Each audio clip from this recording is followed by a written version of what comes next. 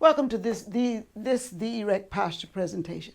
One of the things you're going to learn, and I'm ignoring, and I'm going to have to ask you to watch, accept me as I go through these problems. Is sometimes I don't know how to get out of a problem. And at the start of this, when I'm in a problem, I don't know how to get out of it, so I come with it the way I have it. Welcome to this is the erect postures presentation. This one is 3 of 1. This one, I'm going to be showing you how the bones are aligned to be plumb with gravity. And the alignment is presented in the medical literature. Our logo represents it. It shows where things are supposed to line up. And then what I'm trying to add to this now, because here's the problem. You tell me what it looks like in the skeleton, and I'll tell you what skeleton. I can't see the skeleton. So the outer lineup is what's more important, and I'm going to show you that you're already beginning to understand what I'm teaching. This is their lineup of erect posture. And here they're talking about, external auditory meatus. Everybody can see that one. That's the ear hole. But then the cervical vertebra, the line of gravity passes through the cervical vertebra, that passes through the lumbar vertebra. It passes through the posterior to the center of the hip. If you know where it is, hold up your hand. I don't. But when it gets to the outside, I have found that I agree with it. Center of the ear hole somewhere around in that area. The line of gravity is somewhere near the very center of the erect chest, okay?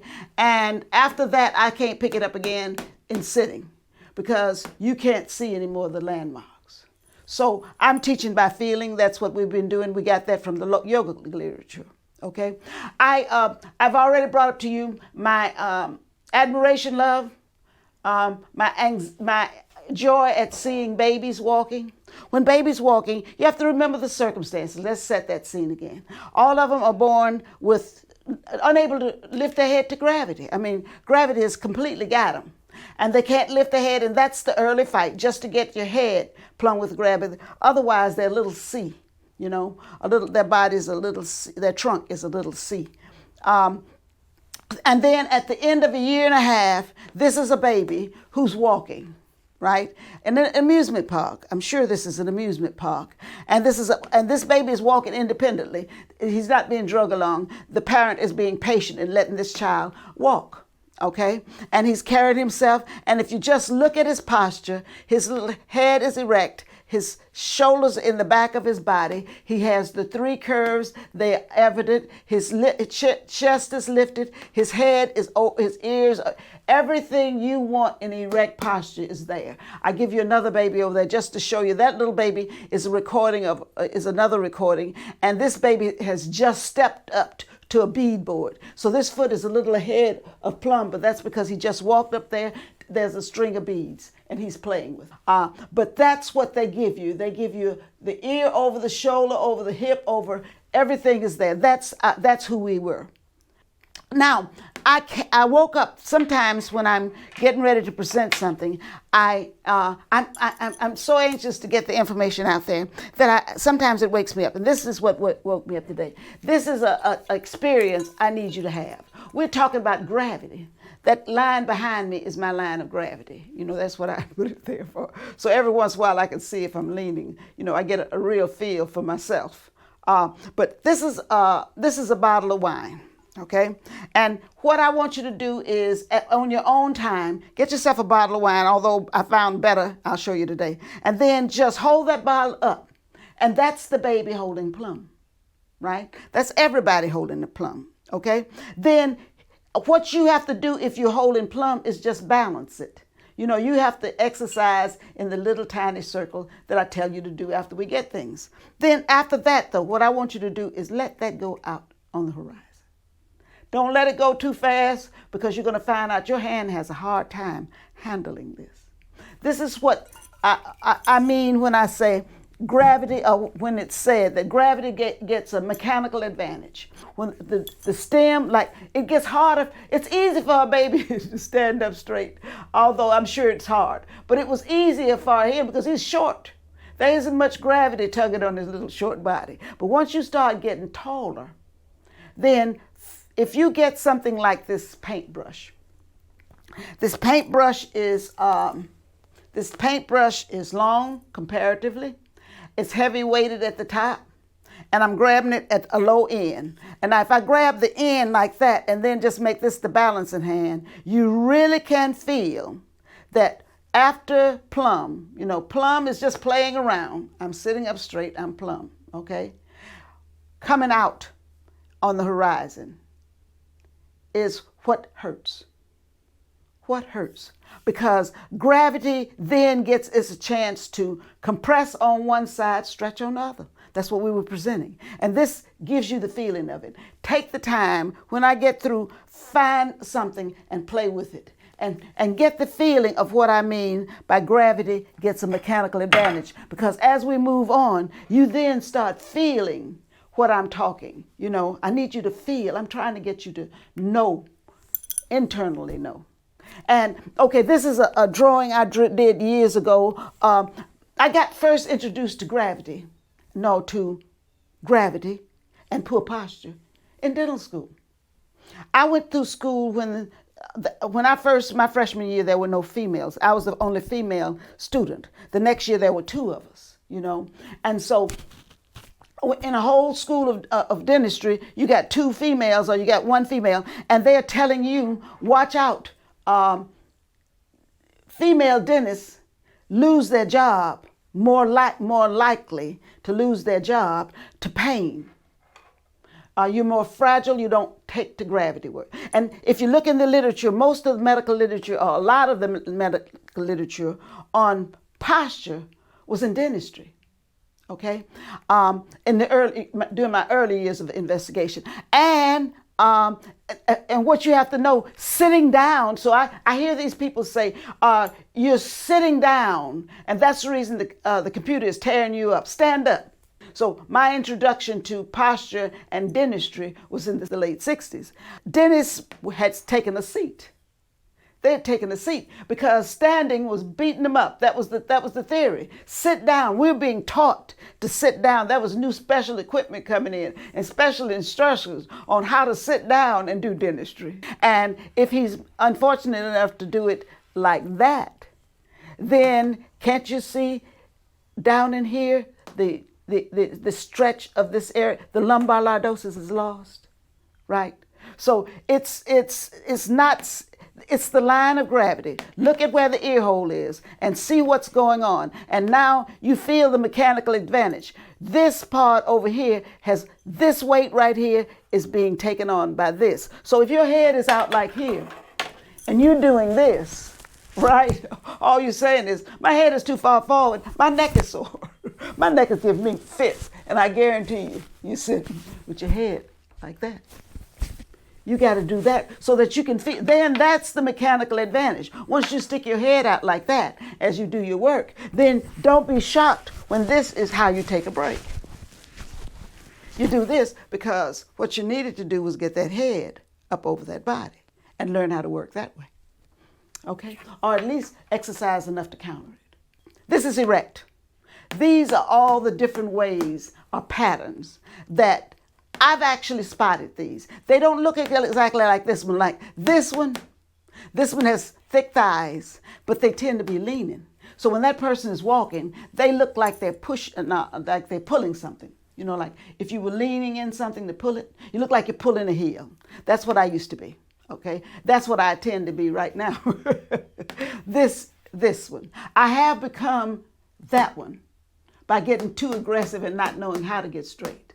But this is my natural tendency. And this is basically the one that if you come out of babyhood with the least change, what you do is gravity gets you, and you catch some of them. They're leaners. They have erect posture up in here, and they, in order to stand up straight, they're straighter than this person, but when this person is young, they're just about like the child. They're just about like the child because they still have the chest. They have the chest. Their distance between the gut isn't too much, and they haven't dumped much, but they are dumping. So reason I put these up because you now know if you look at these pelvis that this person has let the pelvis go, and the lordosis is too big. So they have tipped. This is a tipper, right? This is a tipper who dumps their gut. And this is tipping with a round back. This is tipping with a flat back, right?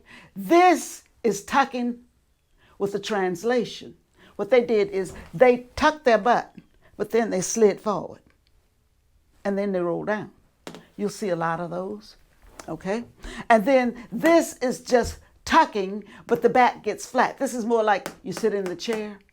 This person is catching the double whammy. When they stand there like that and when they sit there like that, if they sit round, okay? And this one is a little special one. They used to call that one military, but I don't see people in the military doing it. They must have done it back in the day. But this one is military, and these people hurt.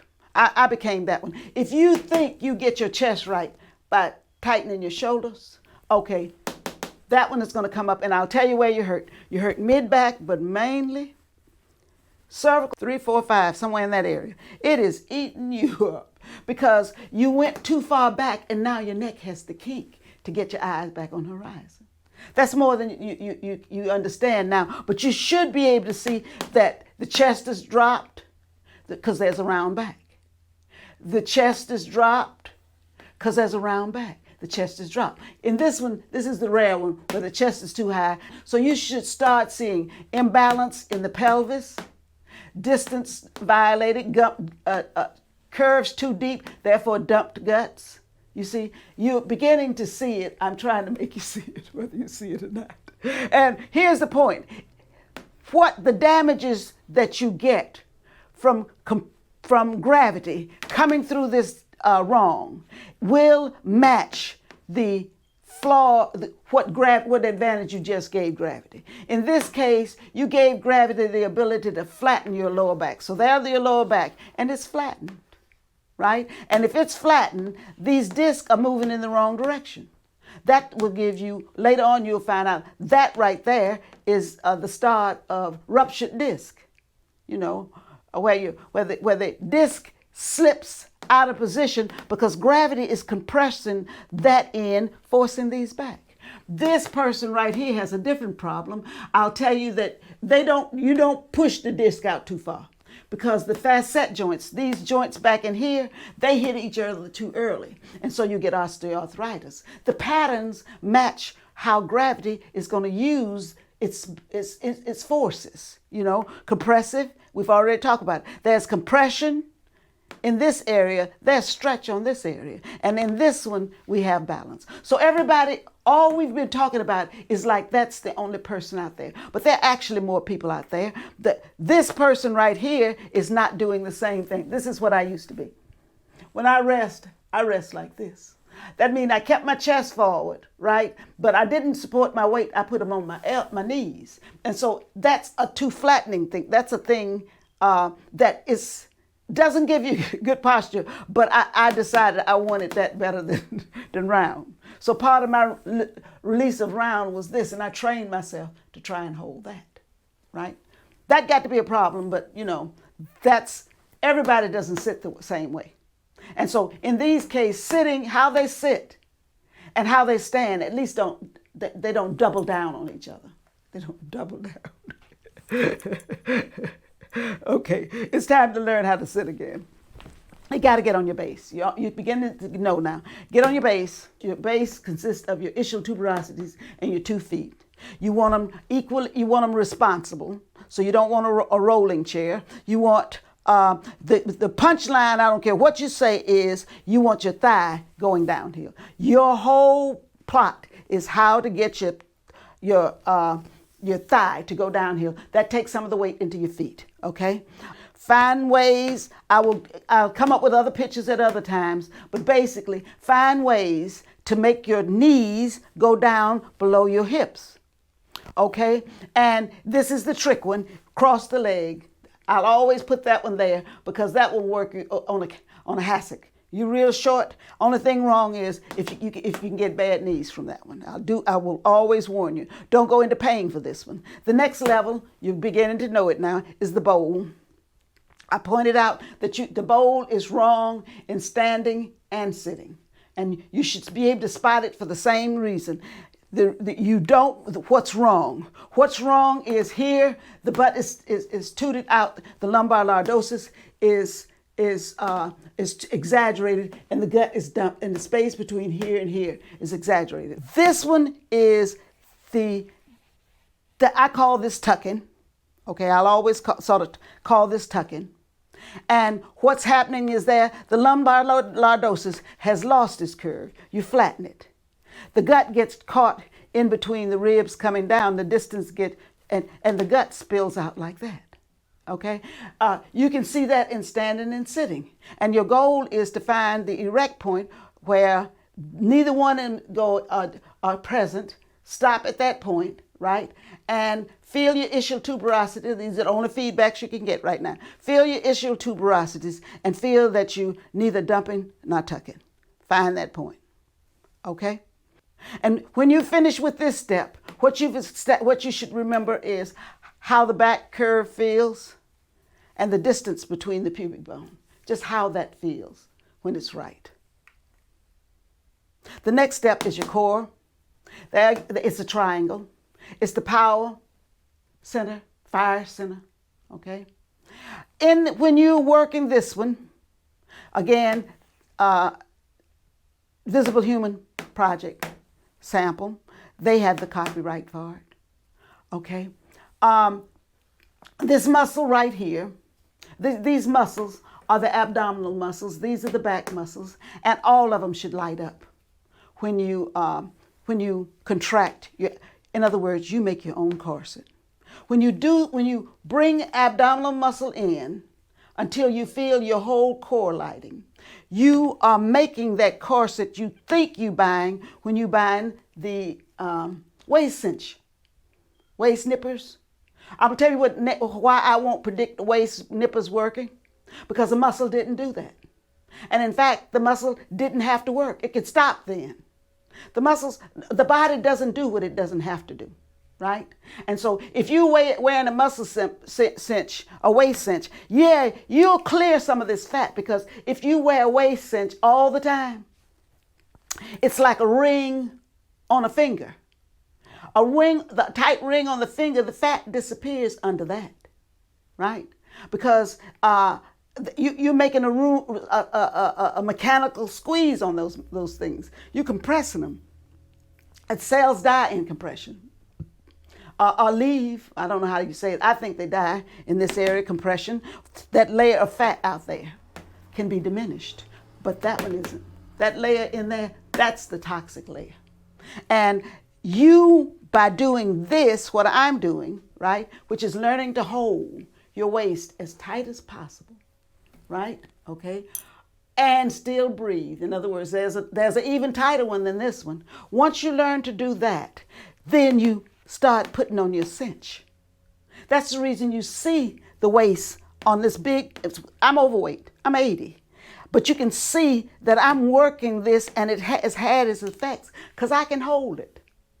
And it is flatter than the most 80-year-olds. You know, I know what I'm exhibiting. You know what I mean? I'm exhibiting what I do, right? And you can too. And that's the reason I tell you, go out and record your waist and your hip. When you measure your waist, make it hold it as tight as you can. Okay. Okay, that's how the standardize it. And then when you measure your hip, make it at its fullest point. Record that, because you gain weight, lose weight. If you're like me, you gain weight, you lose weight. But the ratio is what's important. Okay, waist hip ratio. Okay, the next one we want to talk about is the breath. And I do recommend taking that breath slow.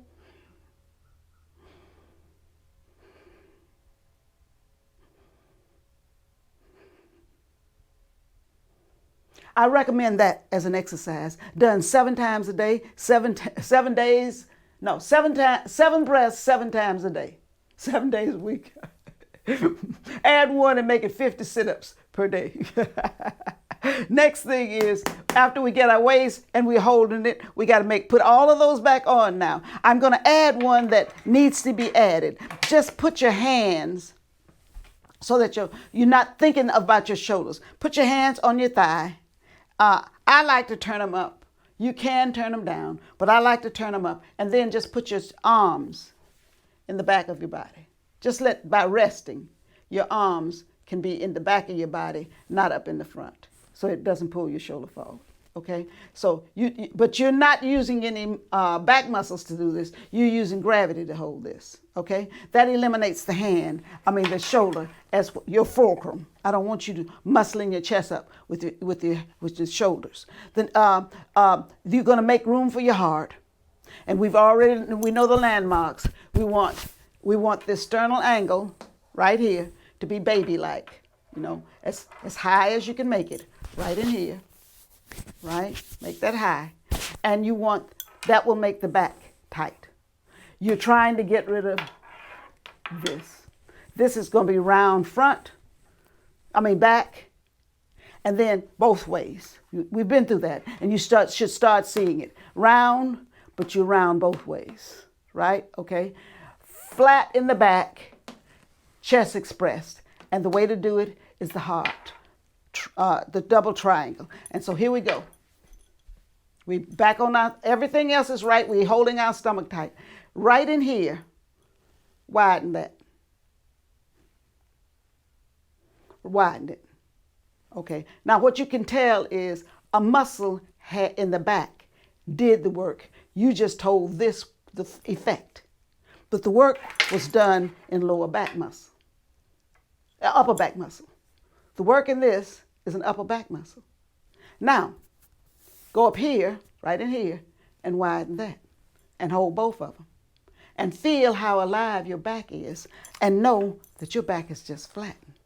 The rib cage is hard to change because look at all the things that rib cage means. It means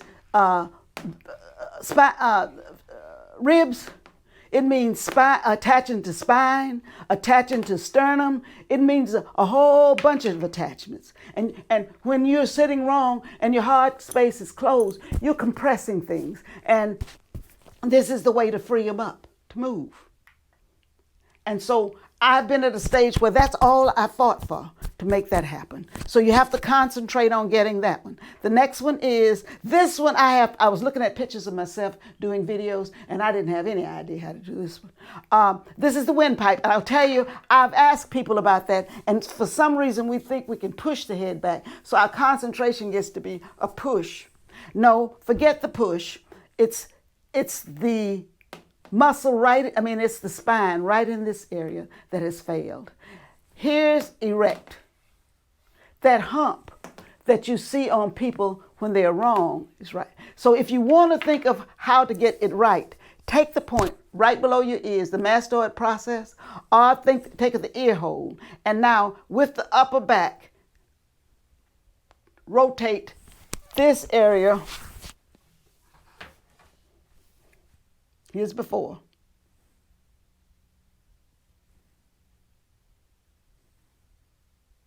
Okay, rotate that. What that does is if you look at it, when I do this, I take the back of my ear, or my ear hole, and I bring it back to the back of the body. So you're supposed to be over our shoulders, and when we're out here, it's not. It's ahead of our shoulder. And now we're taking it back. But don't think you do it with the front muscles. Think of what did it take right up in here to flatten that area. See, we're getting very targeted. Okay? Now, after I've got that, I've got my head in the wrong position because I just roll back. All I do is just gently drop my eyes on the horizon. And everybody who watches me do this, and this is my sister and my husband, my sister and my husband watch me do this, and they're always saying, you're pulling down too hard, you're pulling down too hard. So just get your ears on the horizon. And then, your eyes on the horizon. And then the next step up, and that gets rid of that hump. Oh, that's the next. And then the next step up, rise up. And after you drop your eye, lift up. Feel yourself lifted up by the crown. Okay? And anytime I get through, I want to leave a few minutes to just practice something to get you to move in it. You need to move in it. So softly hold your 7 steps in correction, and as gently as you can, lift your spine from base to crown, and then add a slow or a rapid vibratory motion that's subtle. And I want you to make it so small. Either you're doing it slowly or fast. Make it so small that you wonder if you've hidden this from anybody looking at you. Can they see that you're vibrating? Go slow or fast, but hold yourself up and vibrate. Now make the muscles as soft as you can, because you're not supposed to hold posture hard. Your body is supposed to get softer and softer, but you're supposed to hold the same position. All your spots held softly, and do it softly, softly, softly. Make an irregular pattern. Don't get into a pattern that you know. Jiggle it around, jiggle it around, jiggle it around, or slowly move it around and mix it around, but keep it all right around like you that bottle being balanced. You're learning how to engage all the muscles around ideal. Around ideal. Ideal is not going to be a constant point, so you need to engage all of them around it. But make it soft. And any place you found it going hard, see if you can release it, but still hold it.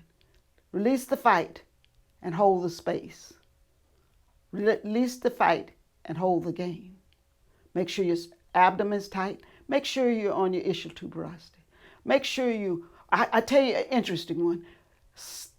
As you go to rotate that last curve out, when you're putting your ear over your shoulder, feel that pushback that you gives your abdominal muscle something to resist against. You're pushing it back, but you're not letting the body roll back because you're fighting, or you're resisting the push with your abdomen. And find a balance between those two. Find your balance. Find your space. Learn how to do this. Move a little bit in it. Move a little bit in it. Move a little bit in it. Open your eyes and enjoy the movement. We're going to cut out in just a second. We're going to go another 30 seconds of just moving. You do what you want to find out. You can stay with this one, even with your eyes open. This is how you teach your body. You're teaching your body to feel. You're teaching your body to learn. You're activating, and it really shouldn't hurt. If it's hurting, go a little softer. Eliminate the strain in it. Learn to hold it there without the fight. Because otherwise you're not doing postural muscles, you're doing big muscle development. You're making muscles. This one is training to erectness. Babies don't have bulging muscles. Babies are firm, but they don't have bulging muscles because they got another set of muscles engaged, muscle fibers. They got the postural engaged. They don't have strength muscles. So we're not trying to do your strength muscles. We're trying to get your core strong, your ribs strong and erect, your back's flat and erect. You're trying to familiarize yourself with erect. Okay. Thank you for coming. Return soon. Tell a friend, a family member. The benefits will be told as time goes by. But just knowing how to sit up straight is what's the difference in the posture I have and the posture most 80-year-olds have. They have to learn. See, I'm even saying at 50, I'm talking to the retirees. These recent retirees, don't you take a seat and sit there and let yourself slump. You better fight it. And just walking nilly-milly, playing golf definitely doesn't do anything for you. Nothing, you have to, I'm saying what I see is the need for all of us to actually engage and take on seriously sitting up straight. Thank you very much for coming. Bye-bye.